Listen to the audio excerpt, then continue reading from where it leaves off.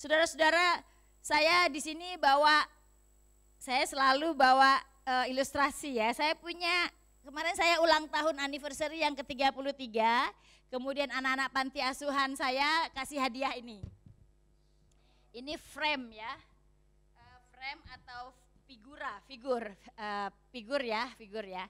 Itu isi figura ini kelihatannya tempel kertas tempel ya, happy anniversary yang ke-33 mom and dad, kemudian mereka tulis hati mereka di dalam kertas, kemudian ditempel jadi satu bingkai yang bagus.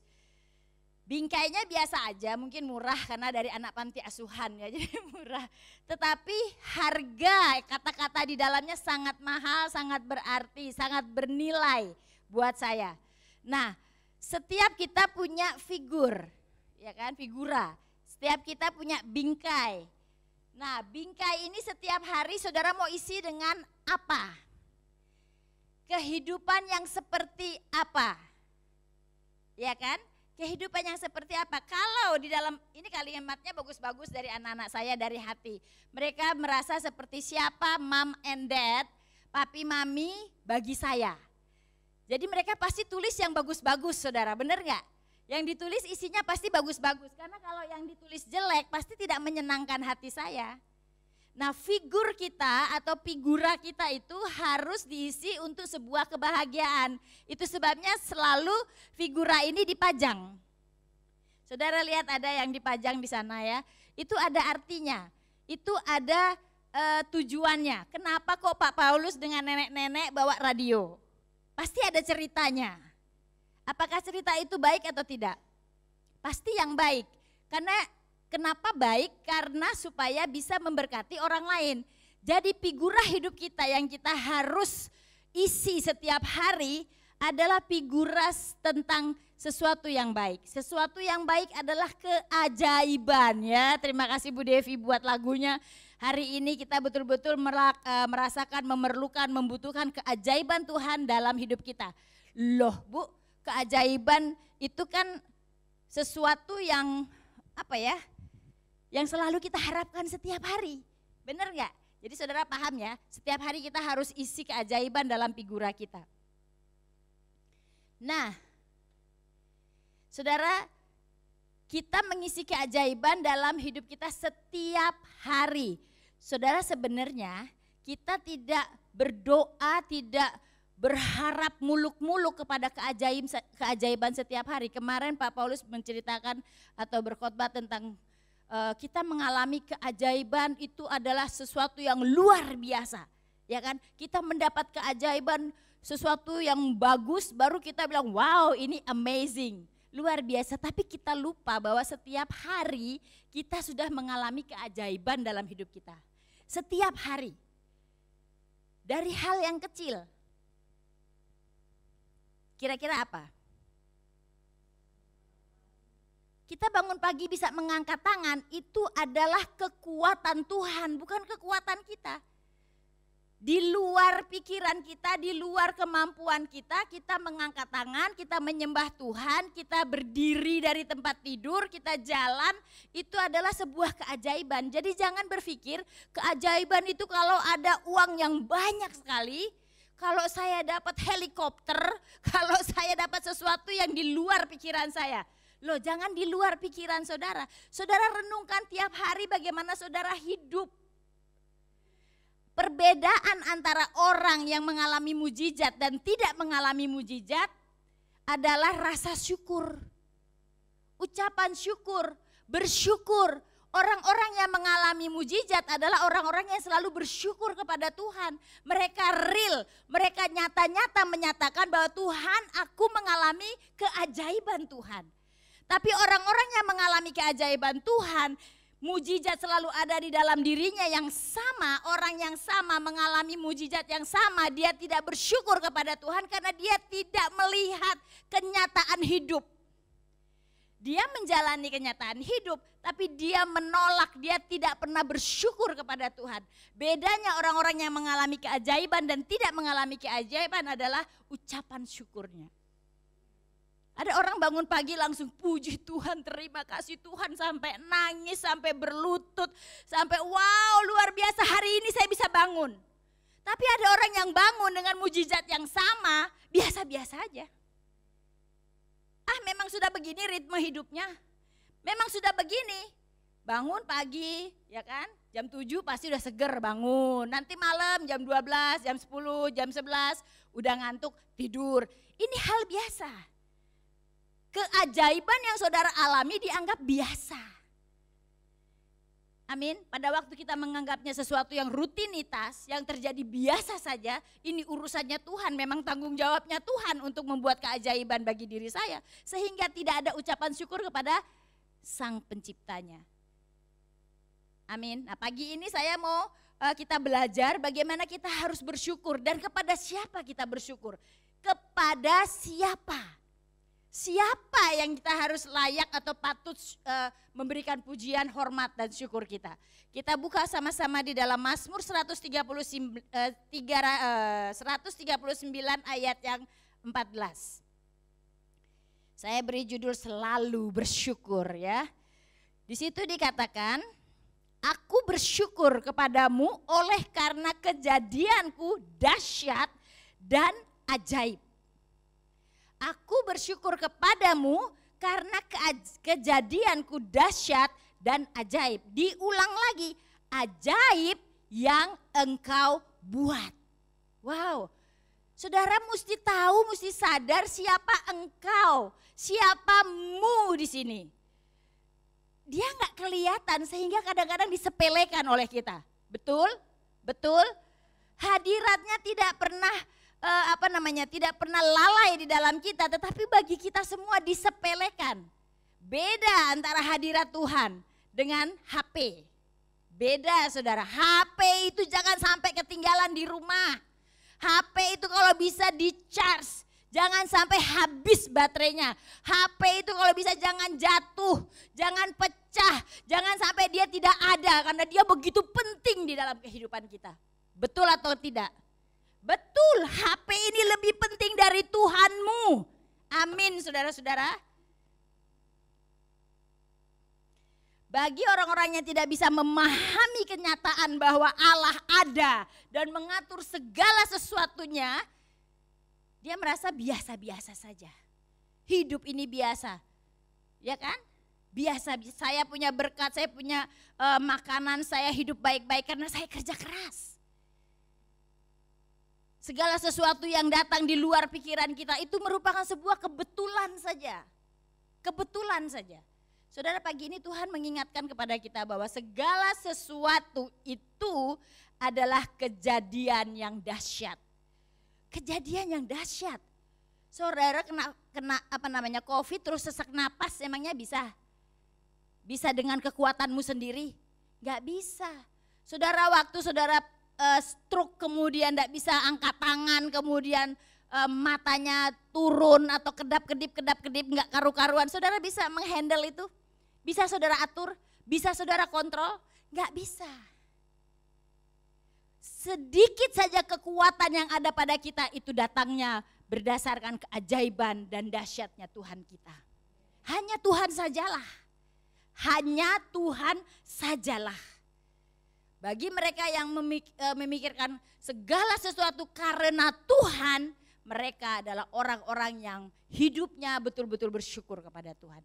Mereka tahu siapa Allah mereka. Mereka tahu apa yang dilakukan oleh Allahnya. Amin. Keajaiban, apa itu keajaiban?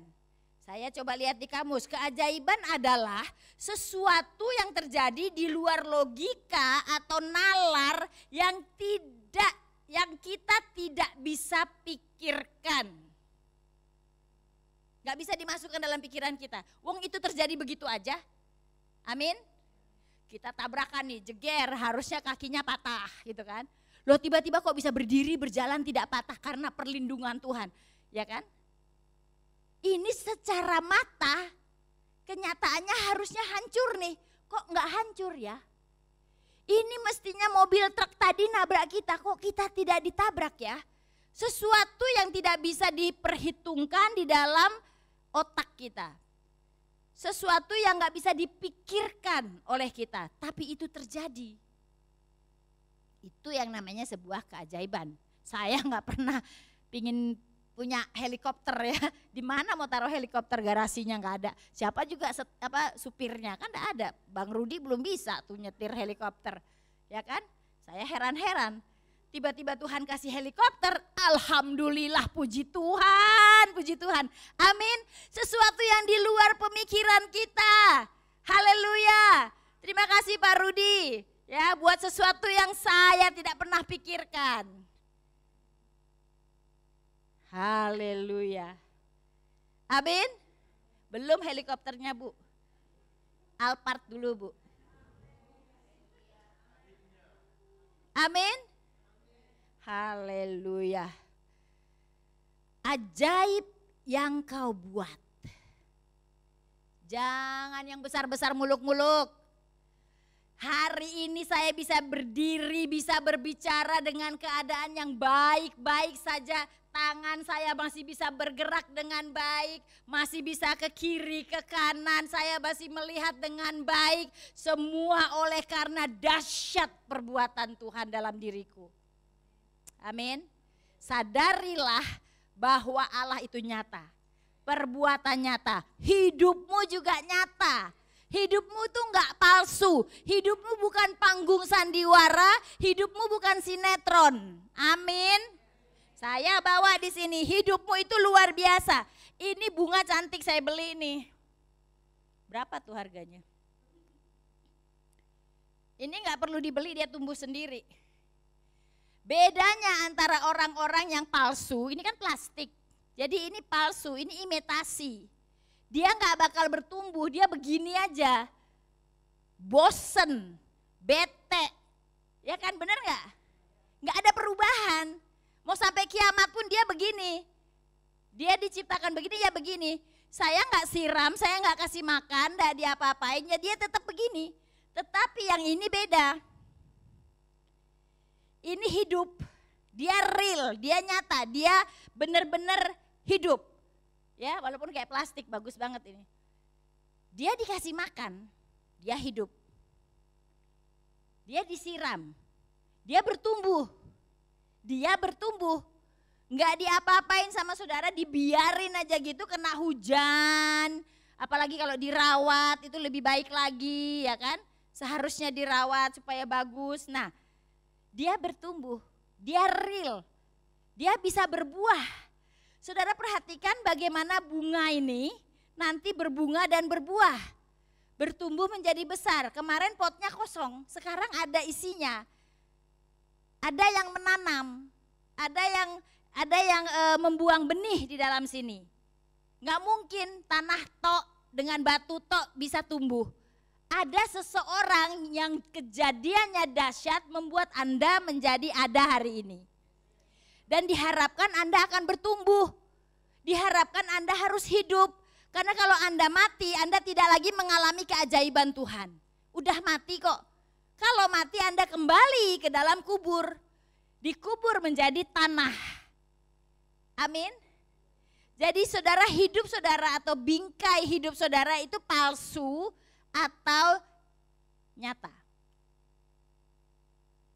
Setiap hari saudara hidup, saudara mengisi bingkai saudara itu dengan hal-hal yang seperti apa? Karena saya dari dalam kandungan ibumu kata Tuhan, sudah direncanakan, diagendakan, dibentuk, dipilih menjadi seorang Marlisha, dipilih menjadi seorang Riana, dipilih menjadi seorang Lydia. Saudara dan saya adalah pilihan. Amin. Di dalam kandungan ibumu katanya, aku sudah merancangkan. Kita ini dirancang Tuhan, nggak ngerancang sendiri. Kalau saya ngerancang sendiri keluar jebrot, saya mau keriting saudara. Ya kan, jebrot saya mau hidungnya mancung kayak orang-orang Rusia. Orang Rusia tuh hidungnya cakep banget kayak Barbie. Kulitnya bagus putih gitu ya, yang cakep. Ada juga Rusia yang kurang cakep juga ada. Tapi saya mau pilih yang kayak Barbie yang cantik. Kita nggak bisa memilih, Tuhan yang sudah memilih kita, Ya kan? Kan saya juga nggak mau lahir di Kupang misalnya. Ya kan, saya mau lahir di kalau bisa Disneyland sana loh, di Amerika atau di mana gitu kan. Nggak bisa memilih. Saya nggak bisa milih ibu saya siapa. Tuhan yang merancangkan, dan waktu saya ada hari ini saya menikmati hidup. Semua itu dahsyat. Semua itu keajaiban Tuhan. Amin. Sesuatu yang terjadi di luar logika atau nalar yang kita tidak bisa pikirkan. Terima aja wong udah kayak gitu. Kalau kita menolak juga kita susah sendiri. Sekarang mau bahagia atau mau susah?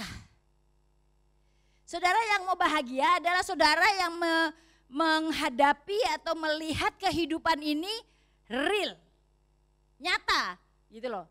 Jangan pura-pura, jangan bersandiwara, jangan pakai topeng. Hidup apa adanya. Saya nggak bisa seperti Susi yang tipis badannya. Nggak bisa, dulu saya bisa tapi sekarang nggak bisa. Ngecilinnya biayanya mahal banget. Sesak napas ya kan. Amin. Kesadaran akan keberadaan kita dan siapa pencipta kita akan membawa kita kepada penghargaan hidup. Atau kita bisa menghargai hidup kita yang seperti apa. Waktu kita hidup di dalam sebuah kenyataan hidup, kita bisa menghargai hidup.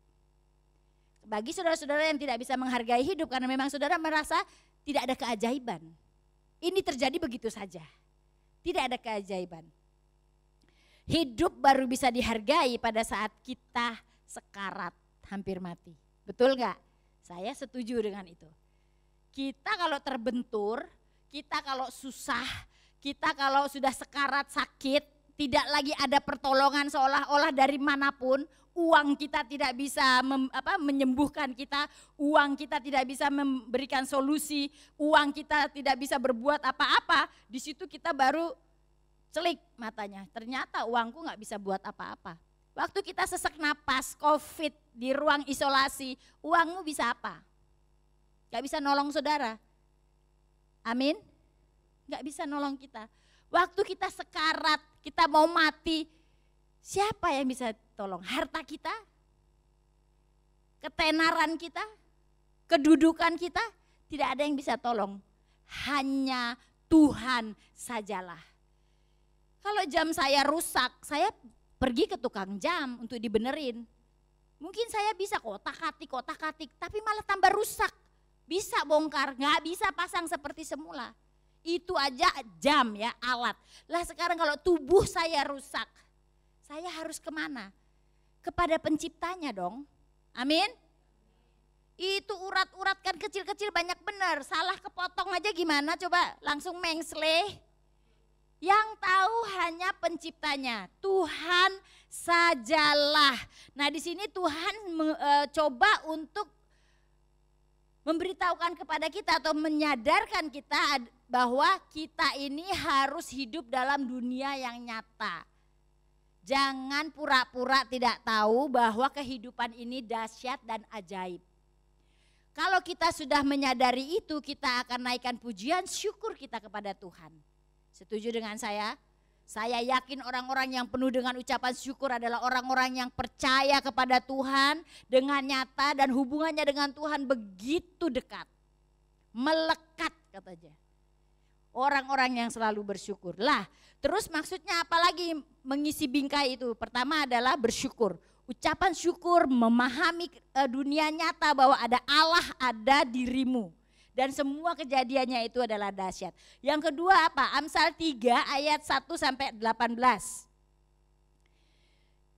Amsal 3 ayat 1 sampai 18. Berpegang kepada perintah Allah. Ya kan? Berpegang kepada perintah Allah. Perintah Allah berarti ada ajarannya. Hai anakku, janganlah engkau melupakan ajaranku dan biarlah hatimu memelihara perintahku. Yang pertama kita sadar siapa Allah, siapa kita dan kejadiannya dahsyat setiap hari. Kemudian yang kedua adalah jangan lupa. Kalau engkau sudah sadar bahwa ada Allah, ikuti manual hidupmu. Manual itu penting, manual adalah guideline. Saudara harus ke kiri atau ke kanan, saudara harus baik atau jahat. Bagaimana cara kita berpikir, karena kita diciptakan dengan otak, saudara. Fungsinya otak adalah memikirkan segala hal, digodok, dimasak di sini, baru kita action. Tangan kita bergerak begini itu karena perintah yang ada di otak kita. Kita duduk atau berdiri karena ada perintah dari otak kita. Tetapi otak kita tidak bisa berjalan sendiri tanpa manual. Tuhan tugasnya adalah men-setting setiap apa yang sudah ada di dalam kita. Setting misalnya mata kita harus kedap-kedip sehari berapa banyak kali. Dan jaraknya seperti infus tuh loh di settingnya. Tesnya itu berapa second sekali, berapa detik sekali. Kita nggak pernah ngitung kan, coba nanti di kantor ya, hitung. Setiap kedip ini jaraknya berapa detik gitu. Hitung. Selama ini cuek kan, nggak mau ngitung coba. Siapa tahu hari kedua, hari ketiga udah berkurang. Nah loh, lama-lama nggak kedip kan. Atau lebih cepat, hari ini cuma 100 kali kedip misalnya. Besok kok bisa 200, kok cepet-cepet. Wah ini kelihatannya kebanyakan di HP nih, kan gitu. Orang-orang yang banyak di monitor itu, kena radiasi itu udah gini-gini kan. Kecepatan kan. Bertobat. Nah saudara, coba mari kita perhatikan manual yang Tuhan berikan buat kita. Tuhan itu baik sekali loh. Dia itu hebat. Dia buat kita, dia gak tinggalin kita. Manusia udah tak buat, perempuan, laki-laki semuanya baik. Tak tinggal lah biar dia urus dirinya sendiri. Enggak gitu, enggak gitu. Tapi Tuhan itu setia dan kasih. Dia menyertai saudara, dia membimbing saudara. Wow, saya waktu baca ini wow, Tuhan luar biasa sekali. Tuhan itu luar biasa sekali. Hai anakku, jangan ini salah satu manual yang Tuhan berikan buat kita. Saya ada beberapa poin di sini, ada 6 kalau nggak salah, 6 poin di mana kita harus ikuti manual Tuhan. Waktu kita ikuti manual Tuhan, kita mendapatkan bonus dari Tuhan. Khotbah saya waktu lalu adalah berkat yang bersyarat. Ini salah satu contoh ya, ini salah satu berkat yang bersyarat. Kalau kamu begini, kamu akan begitu. Jadi tidak gratis saudara berkat. Hanya orang-orang yang melekat kepada Tuhan, orang-orang yang percaya kepada Tuhan, orang-orang yang mengerti, paham siapa Tuhan, merekalah orang-orang yang mendapatkan berkat itu. Kalau mereka tidak mengasihi Tuhan, mereka nggak dapat. Nggak dapat. Nah kita baca sama-sama. Amsal 3 ayat 1, 18. Hai anakku, jangan engkau melupakan ajaranku. Di mana Tuhan ajaranmu? Ini ajaran Tuhan di dalam firman Tuhan. Dan biarlah hatimu memelihara perintahku. Ada ajaran, ada perintah. Kita tahu, kita belajar. Hari ini kita belajar. Setelah kita belajar itu ada isi perintah. Perintah artinya kita belajar, kita melakukannya. Tidak kita belajar, kita simpan dalam hati, besok menjadi tidak berguna. Ya, jadi kita harus melakukannya.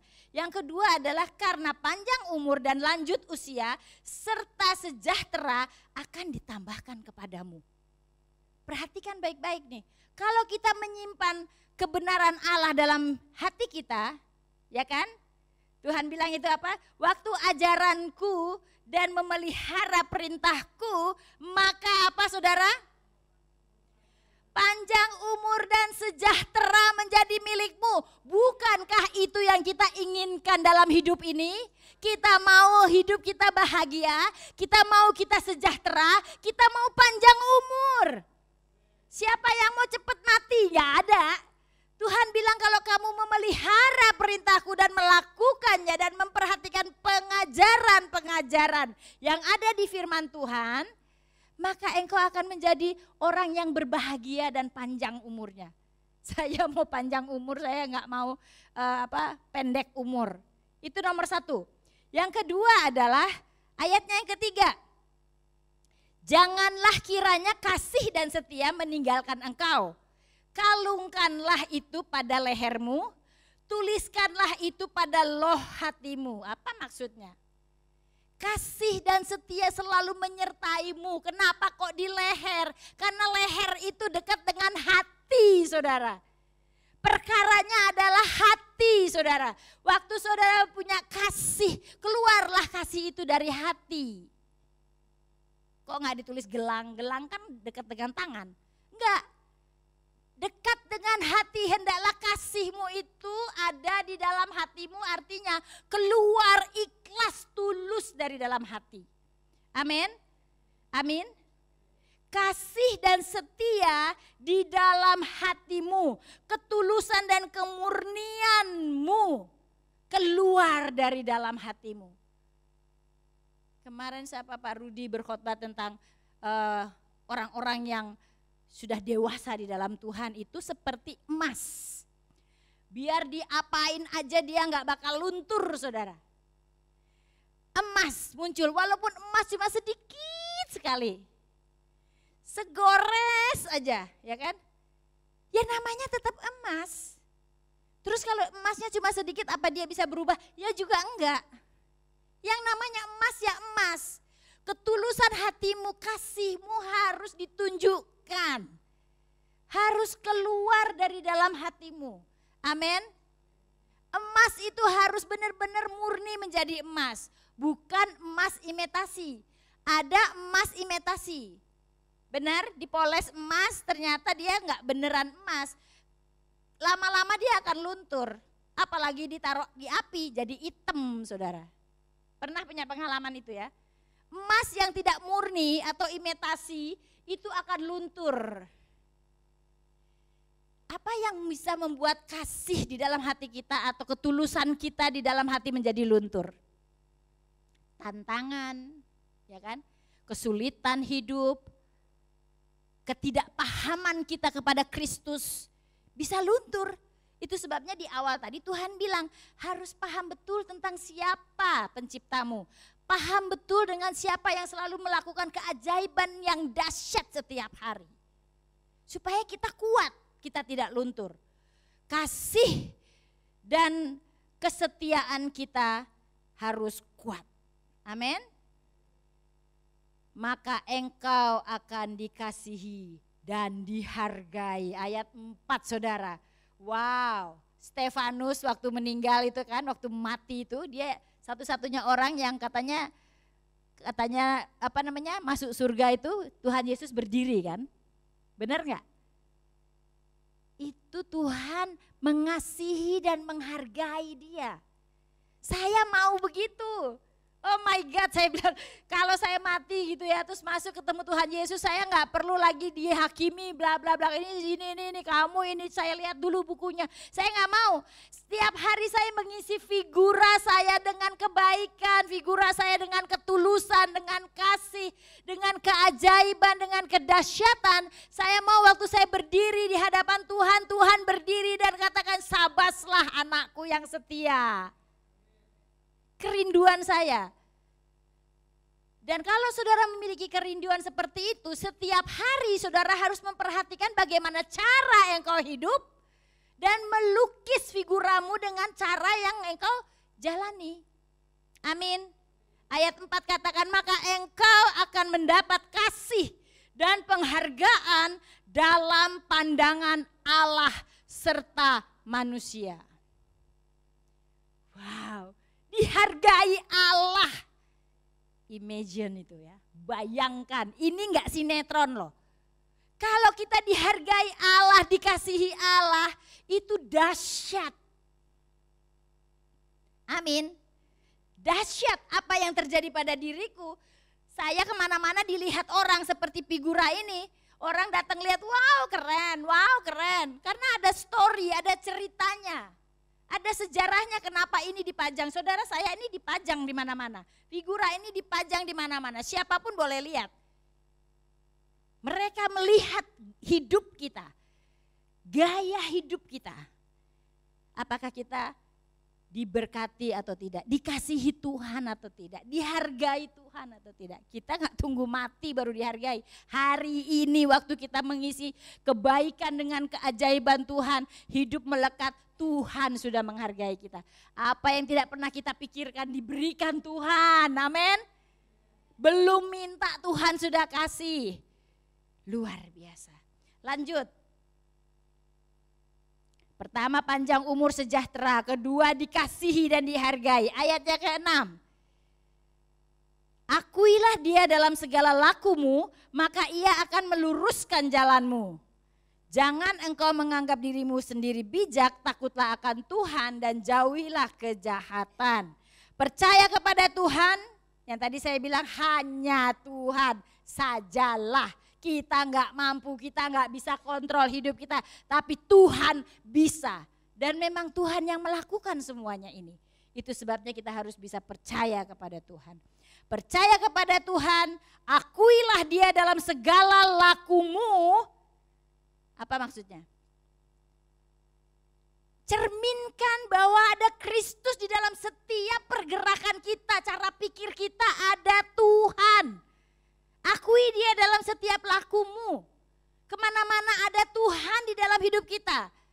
Perilaku kita, cara pikir, cara kita berbicara, cara kita melihat orang. Itu mencerminkan bahwa ada Tuhan di dalam kita. Pergerakan kita bersama dengan Tuhan. Akuilah dia segala lakumu. Maka, belum berhenti loh. Maka apa saudara? Luruslah jalanmu. Coba ada di sini yang jalannya mau ke situ aja pelintat-pelintut begini-begini, apa nggak kayak orang mabok? Mabok dia, nggak bener, nggak fokus. Tuhan meluruskan jalanmu. Engkau fokus setiap hari kepada Tuhan. Apa yang ingin kau lakukan? Tuhan mengarahkanmu, Tuhan membimbingmu. Amin. Maka luruslah jalanmu. Amin. Wow, saya diberkati sekali. Saya harap Roh Kudus juga memberkati saudara. Ayat 5 dan 7. Jangan engkau menganggap dirimu sendiri bijak, takutlah akan Tuhan dan jauhilah kejahatan. Ayat 5, percayalah kepada Tuhan dengan segenap hatimu dan janganlah bersandar kepada pengertianmu sendiri. Saya mau kasih tahu, yang menghancurkan kita nggak bisa jalan lurus, kita tidak punya kasih yang tulus, ikhlas adalah ayat ini. Sok tahu, sok hebat, wah gue kuat, gue hebat, mengandalkan dirimu sendiri, gue kaya, banyak duitnya. Ya kan, sombong. Orang-orang yang mengandalkan dirinya seolah-olah baik, mereka tidak percaya Tuhan. Hebat, mereka nggak percaya Tuhan. Tuhan bilang, jangan kamu seperti itu. Jangan kamu sombong, sok hebat, sok tahu. Itu ya, saudara tahu itu apa maksudnya. Jangan sok hebat, jangan sombong. Allah tidak suka itu. Karena itu akan menghancurkan hubunganmu dengan Tuhan. Saudara tahu malaikat terhebat, ya Lucifer, Mbak Lucy itu. Kenapa dia dikeluarkan oleh Tuhan? Kenapa dia dicampakkan ke muka bumi ini? Sombong. Jangan anggap sombong itu bagus loh. Jangan disepelekan. Orang sombong adalah orang yang mau dirinya itu sama dengan Tuhan. Dia merasa dia Tuhan. Tuhan habisi dia nanti. Ya. Ini kata Tuhan loh. Ayat yang ke-8. Itulah yang akan janganlah engkau menganggap dirimu sendiri bijak, takutlah akan Tuhan dan jauhilah kejahatan. Takutlah akan Tuhan dan jauhilah kejahatan. Ini yang diperlukan kita nih setiap hari nih. Saya perlu ini nih. Ayat 8, waktu kita takut kepada Tuhan dan menjauhi kejahatan, ayat 8 itu bilang begini, itulah yang akan menyembuhkan tubuhmu dan menyegarkan tulang-tulangmu. Ternyata kalau kita takut kepada Tuhan, artinya respect, kita hormat, kita muliakan dia dalam kehidupan kita, kemudian kita tidak berbuat jahat, kita kontrol kehidupan kita, ternyata kita menjadi orang-orang yang sehat. Sakit penyakit jauh daripadamu. Ini adalah perbedaan orang-orang yang ada di dalam Tuhan dan bersyukur kepada Tuhan setiap hari. Dia tahu siapa Allahnya. Dibebaskan dari sakit penyakit. Kalau tulang udah linu-linu itu Pak Roni, ya kan? Selain dia sudah tua, dia penyakitan. Cepat-cepat takut sama Tuhan. Kalau linu-linu habisin uang di rumah sakit, ya kan? Lebih baik bertobat. Takut akan Tuhan. Haleluya. Itulah yang akan menyembuhkan tubuhmu. Dan menyegarkan tulang-tulangmu. Amazing sekali ya. 9, muliakanlah Tuhan dengan hartamu dan dengan hasil pertamamu dari segala penghasilanmu. Ingat, serahkan kepada gereja ya. Buah-buah yang baru pertama itu ya, keluar itu. Jangan dimakan sendiri, perpuluhan, kasih itu bagian Tuhan. Maka lumbung-lumbungmu akan diisi penuh sampai melimpah-limpah. Dan bejana pemerahan akan meluap dengan air buah anggurnya. Melimpah-limpah dan meluap-luap, saudara. Saudara pernah perhatikan melimpah? Pasti marah kalau saudara di rumah buka keran air di ember, embernya udah penuh, airnya terus ngalir, itu namanya melimpah, terbuang-buang. Melimpah-limpah, lebih dari cukup. Kececer, kebuang. Kan sayang kalau dibuang begitu aja. Terus meluap, ya kan, wah meluap. Itu kayak sumber air yang meluap, gak berhenti-berhenti. Saudara alamilah berkat Tuhan yang melimpah dan berluap-luap. Amin. Wow, aku udah gak sanggup nih. Pak Paulus pernah berikan ilustrasi tentang berkat El Shaddai yang diberikan kepada bayi. Ada ilustrasi yang diberikan, ada bayi yang sedang disusui oleh ibunya. Saudara yang cowok-cowok gak tahu, yang belum melahirkan gak tahu. Saya tahu betul yang namanya kebanyakan susu. Itu mulutnya, apalagi mulut Airin tuh kecil gitu kan. Itu kalau nyusu gini ya kan, apalagi sudah bengkak susunya kan, sudah kebanyakan. Anaknya nih mulutnya kecil, minumnya sedikit, kan penuh susunya. Itu susu sampai kemana-mana disedot, ya kan? Nggak sanggup karena mulutnya kecil. Ini susunya kebanyakan gitu,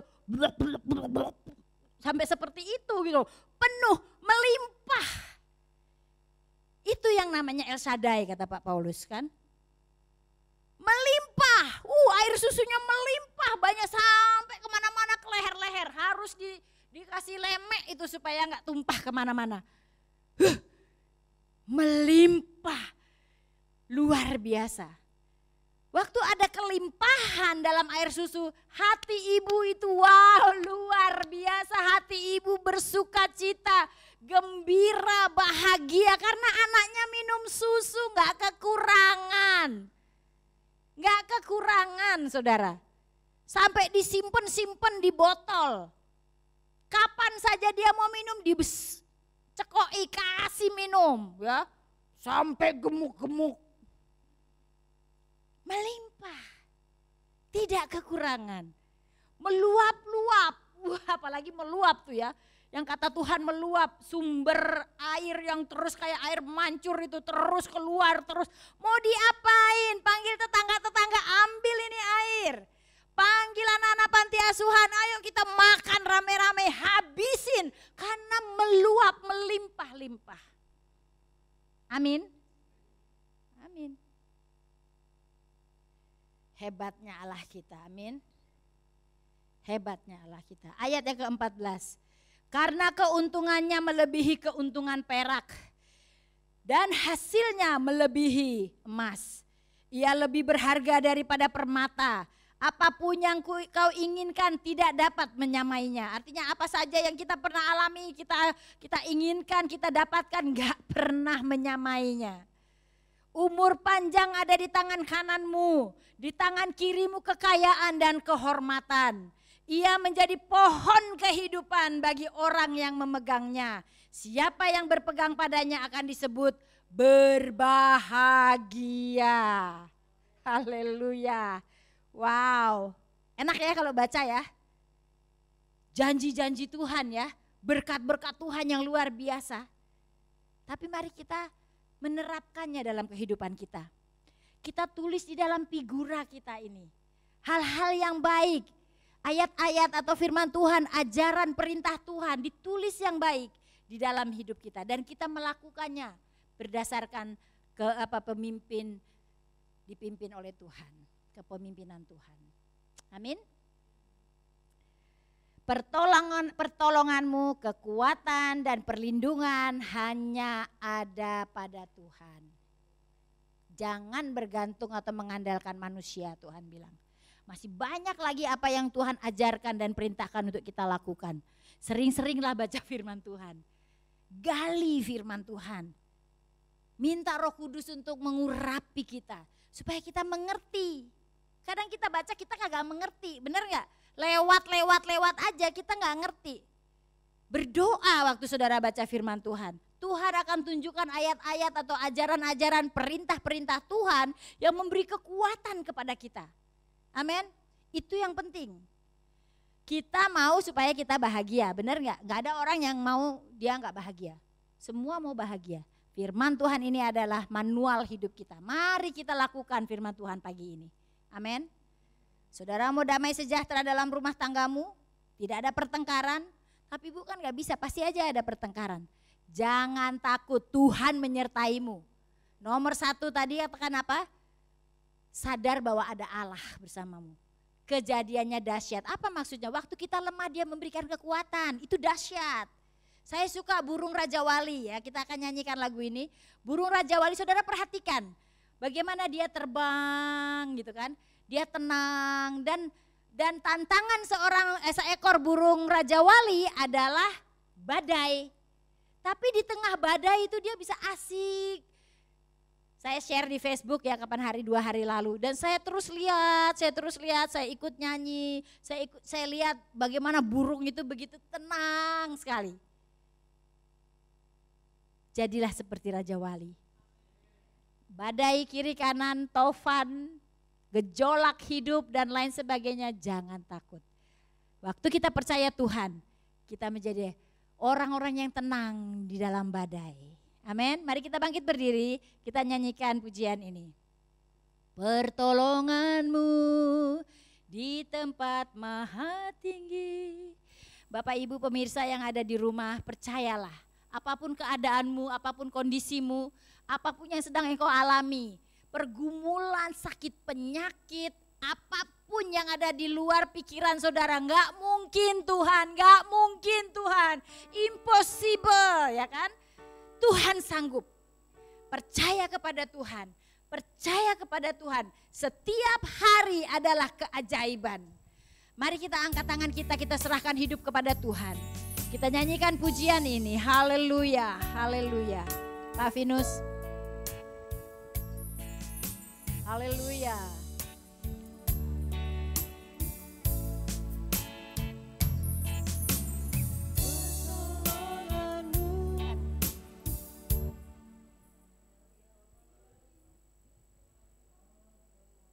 Pertolonganmu, bukan itu.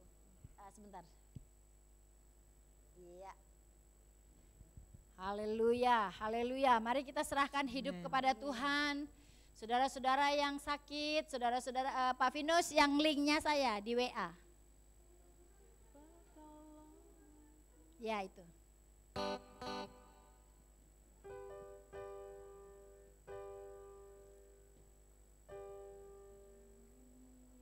Pertolonganmu di tempat maha tinggi, ku mengangkat tanganku, aku berserah, kau ku nantikan, kau yang ku sembah, Yesusku.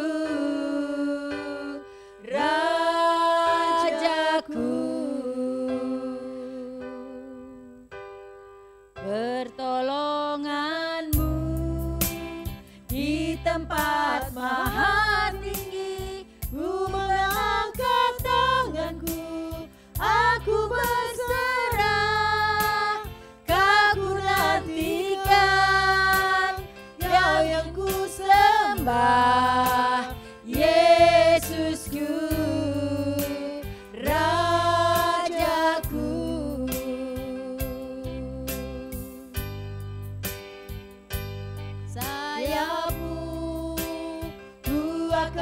Terbang tinggi di tengah badai hidup, ku tak menyerah, kau kekuatan dan perlindungan.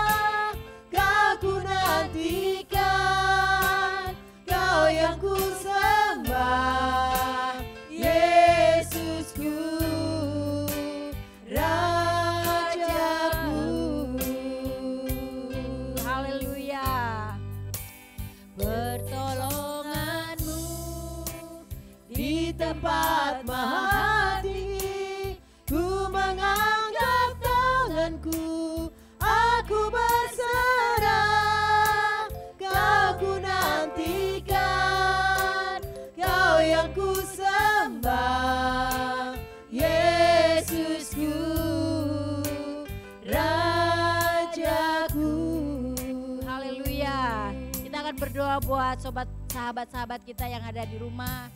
Saudara-saudara yang sakit, saudara-saudara yang sedang ada dalam pergumulan. Percayalah bahwa Tuhan ada, Dia nyata. Dia senang melakukan mujizat keajaiban yang dahsyat di dalam hidupmu. Mari kita sama-sama angkat tangan kita. Kita berdoa kepada Tuhan.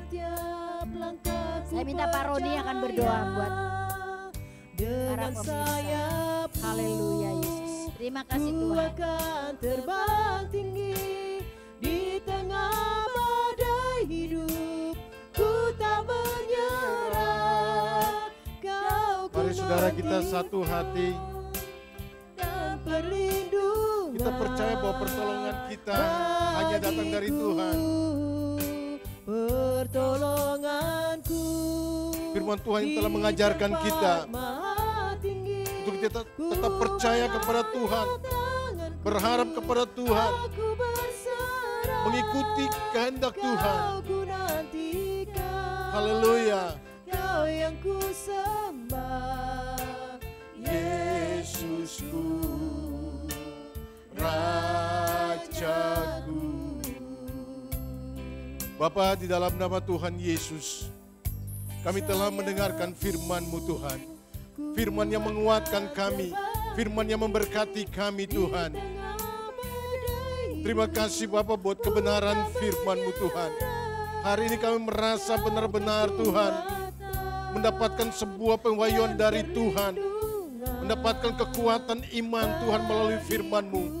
Dan kami berdoa Tuhan untuk saudara-saudara kami berdoa untuk sahabat-sahabat kami, untuk keluarga kami, untuk sanak saudara kami Tuhan.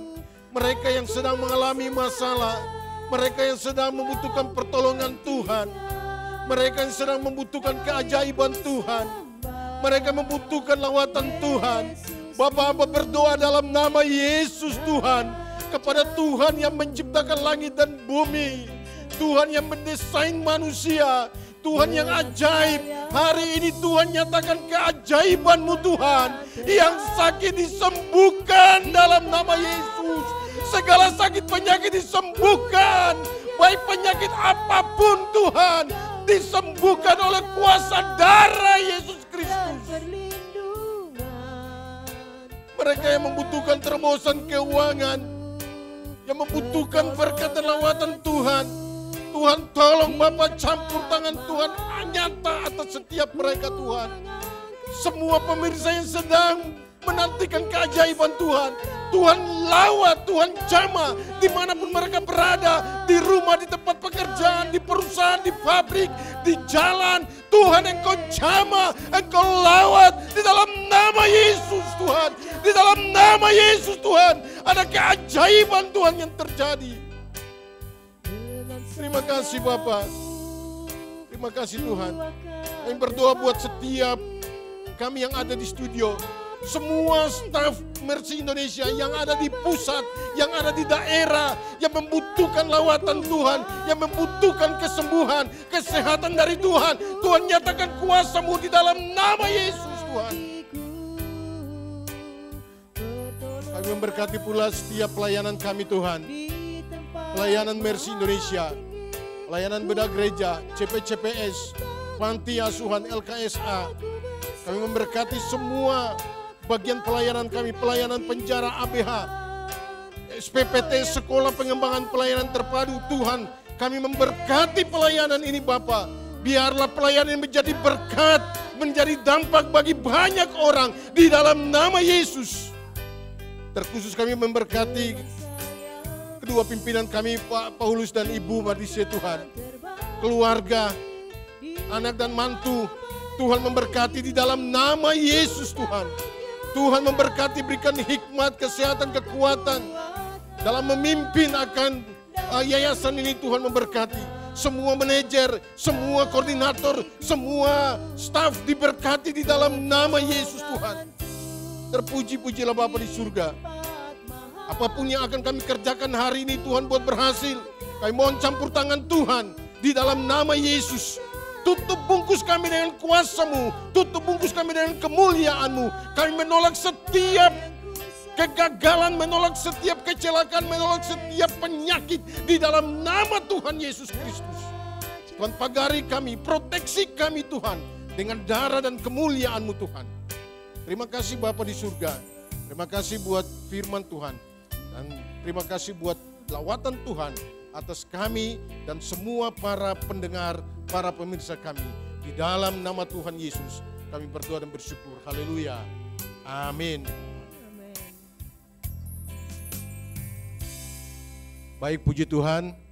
Saudara yang diberkati oleh Tuhan Yesus Kristus, jika hari ini saudara diberkati dengan kebenaran firman Tuhan yang disampaikan, saudara bisa bagikan kepada orang lain sehingga sahabat-sahabat kita yang lain pun diberkati oleh Tuhan. Dan di bawah sini ada nomor-nomor konseling, saudara bisa menghubungi, ada staf di tempat ini yang bersedia untuk melayani saudara kapanpun jika saudara menghubungi, baik itu siang ataupun malam.